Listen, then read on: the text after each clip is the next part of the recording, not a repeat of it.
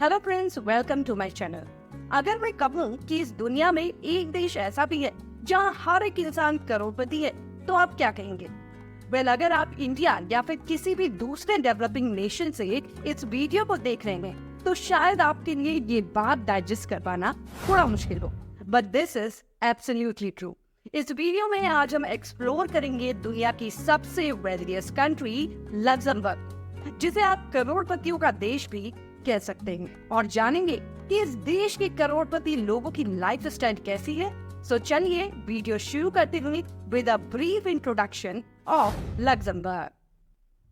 Welcome to Luxembourg, north western Europe का एक खूबसूरत लेकिन बेहद ही छोटा सा देश जो कि एरिया वाइज सिर्फ 2586 स्क्वायर किलोमीटर में फैला है, जिस वजह से लग्जमबर्ग सिर्फ यूरोप की 7th स्मॉलेस्ट कंट्री नहीं है, बल्कि इसकी गिनती दुनिया के भी सबसे छोटे देशों में होती है।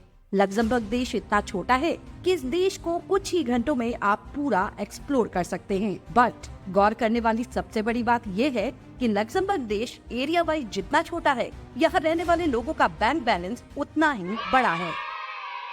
लग्जमबर्ग देश की पर कैपिटा इनकम यानी कि प्रति व्यक्ति सालाना आय 2024 में 131,384 यूएस डॉलर्स है, जिसे अगर आप इंडियन रुपीस में कन्वर्ट करते हैं तो लग्जमबर्ग की पर कैपिटा इनकम यानी कि प्रति व्यक्ति सालाना आय अप्रोक्सीमेटली 1 करोड़ 9 लाख रुपीस के आसपास है। यानी कि इस देश का हर एक सिटीजन करोड़पति है। एंड यही वजह भी है कि एक छोटा सा देश होते हुए भी Luxembourg is the wealthiest country in the world. So friends, करोड़पतियों के देश लग्जमबर्ग में लोगों की लाइफस्टाइल कैसी है? इससे पहले कि हम ये जाने, आपको ये पता होना चाहिए कि लग्जमबर्ग में जहाँ हर एक इंसान ईयरली मिनिमम 1 करोड़ रुपए कमाता है, वहीं 141 करोड़ से भी ज्यादा की पॉपुलेशन वाले हमारे देश इंडिया में आज भी सिर्फ 2,16,000 लोग ही ऐसे हैं जो एक्चुअली 1 करोड़ रुपए पर एनम कमाते हैं। इतना ही नहीं, रिसेंटली आई सेंट्रम इंस्टीट्यूशनल रिसर्च की एक रिपोर्ट के मुताबिक इंडिया में सिर्फ 58,200 लोग ही ऐसे हैं जो ईयरली 5 करोड़ से भी ज्यादा की कमाई करते हैं। वहीं ईयरली 10 करोड़ से ज्यादा की कमाई करने वाले इंडिया में करंटली सिर्फ 31,800 इंडिविजुअल्स हैं। अब लग्जमबर्ग के टॉपिक पर वापस आते हैं और लग्जमबर्ग की करोड़पति लोगों की लाइफस्टाइल कैसी है ये जानते हैं। अगर कभी आप लग्जमबर्ग जाते हैं तो यहाँ के लोगों की अमीरी का प्रूफ आपको यहाँ की सड़कों पर ही देखने को मिल जाएगा। यहाँ के लोगों के पास इतना पैसा है कि यहाँ की सड़कों पर आपको इजीली BMW, मर्सिडीज, ऑडी और जयपुर जैसी लग्जूरियस गाड़ियाँ देखने को मिल जाएंगी। अब ऐसा कैसे पॉसिबल है, जरा इसे भी समझ लीजिए। दरअसल लग्जमबर्ग में ऑन एन एवरेज एक स्किल्ड प्रोफेशनल की सैलरी पर मंथ 10,000 यूरो से ज्यादा होती है। अगर आप नहीं जानते तो presently 1 euro is equal to 93 Indian rupees. So अगर आप 10,000 यूरो को इंडियन रुपीस में कन्वर्ट करते हैं तो यहाँ का हर एक skilled professional on an average per month 9,35,000 rupees से भी ज्यादा की कमाई करता है। एंड ईयरली इसे कैलकुलेट करें तो यहाँ skilled professional per year around 1 crore 12 lakh rupees कमाते हैं। इतना ही नहीं, लग्जमबर्ग देश में अगर कोई अनस्किल्ड प्रोफेशनल भी है, जैसे कि कोई मेहनत मजदूरी करता है या फिर कोई स्वीपर का काम करता है, तो वो भी on an average per month 4,500 euro की कमाई करता है, यानी कि महीने के 4 लाख रुपए, जो कि इंडिया जैसे डेवलपिंग नेशन में कई स्किल्ड प्रोफेशनल्स भी आज की डेट में पर मंथ नहीं कमाते। तो अब आप समझ गए होंगे कि आखिर लग्जमबर्ग की सड़कों में मर्सिडीज, BMW, ऑडी, जैगुआर जैसी गाड़ियों को देखना आम बात क्यों है। इसके अलावा करोड़पतियों के देश लग्जमबर्ग में एक और जो दूसरी अनोखी चीज आप नोटिस करेंगे और जो कि आपको काफी सरप्राइजिंग लगेगी, वो ये है कि अमीरों का देश होने के बावजूद यहाँ की गवर्नमेंट ने ईयर 2020 से यहाँ पब्लिक ट्रांसपोर्ट में ट्रेवल करना पूरी तरह से फ्री कर दिया है। यस फ्रेंड्स, यहाँ की किसी भी पब्लिक ट्रांसपोर्ट जैसे कि बस, ट्रेन, ट्रम में अगर आप ट्रेवल करते हैं तो आपको 1 रुपया भी खर्च करने की जरूरत नहीं पड़ने वाली। अब आप यही सोच रहे होंगे कि लग्जमबर्ग तो अमीरों का देश है, तो यहाँ सरकार को पब्लिक ट्रांसपोर्ट फ्री करने की क्या जरूरत पड़ गई? तो फ्रेंड्स, इसके पीछे की वजह भी यहाँ के लोगों की अमीरी ही है। जैसा कि मैं आपको पहले ही बता चुकी हूँ कि यहाँ के एक अनस्किल्ड प्रोफेशनल की कमाई भी लाखों में है, जिसकी वजह से यहाँ के लोगों की परचेजिंग पावर काफी ज्यादा है। ऐसे में एक कार खरीदना यहाँ के लोगों के लिए कोई बड़ी बात नहीं है। बट जरा सोचिए कि अगर हर इंसान कार खरीदने लग जाए और कार से ही इधर उधर जाना शुरू कर दे तो इसका हमारे एनवायरनमेंट पे कितना बुरा असर पड़ेगा। बस यही वजह है कि यहाँ की गवर्नमेंट ने पब्लिक ट्रांसपोर्ट पूरे देश में फ्री किया हुआ है, जिससे कि लोग पर्सनल कार की जगह ज्यादा से ज्यादा पब्लिक ट्रांसपोर्ट का यूज करें। अगर किसी देश का पब्लिक ट्रांसपोर्ट फ्री हो और अगर आप उस देश में घूमने जाए तो सोचकर तो यही लगता है कि इस देश में घूमने जाना काफी बजट फ्रेंडली होगा, बट हकीकत में ऐसा बिल्कुल नहीं है।